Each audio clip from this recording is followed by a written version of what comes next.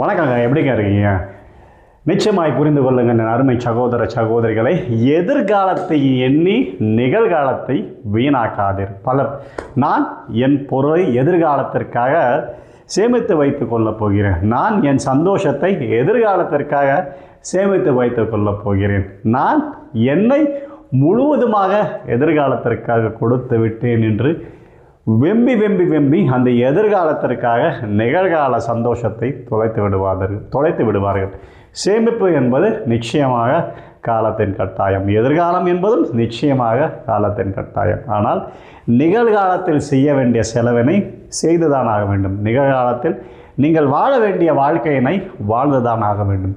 நிகழ்காலத்தில் உங்களுக்கான தேவையான பொருட்களை நீங்கள் வாங்கித்தான் ஆக வேண்டும். இல்லை நான் கருவியாகத்தான் இருப்பேன், இல்லை அவன் அப்படி இருக்கிறான், அவள் அப்படி இருக்கிறாள், அவள் அப்படி இருந்ததால் தான் எதிர்காலத்தில் மிக ஆனந்தமாக இருக்கிறான் என்று மற்றவர்களை பார்த்து உங்களை நீங்களே மாற்றிக்கொள்ளாதீர். அப்படி மாற்றிக்கொள்ளும் பொழுது நிச்சயமாக எதிர்காலமும் உங்களுக்கு வீணாய்த்தான் போய் முடியும். எந்த ஒரு மனிதன் நிகழ்காலத்தில் இத்தருணத்தில் இச்சமயத்தில் சந்தோஷம் இல்லாமல் இருக்கிறான் என்றால் நிச்சயமாக அவன் வாழ்ந்தும் என்ன பயன் என்றுதான் தன்னைத்தானே குறை கொண்டே வாழ வேண்டும். நிச்சயமாய் புரிந்து கொள்ளுங்கள் அருமை சகோதர சகோதரிகளை.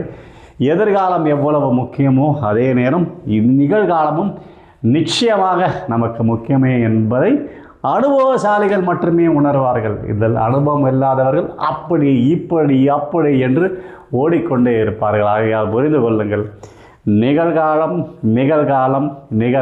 அந்த நிகழ்காலத்தில் எந்த ஒரு மனிதன் ஆணாக இருக்கட்டும் பெண்ணாக இருக்கட்டும் சந்தோஷமாக இருந்தால் நிச்சயமாகவே அவர்கள் ஜெயிக்க பிறந்தவர்கள். நிகழ்காலத்தை சந்தோஷமாக மாற்றுவோமா?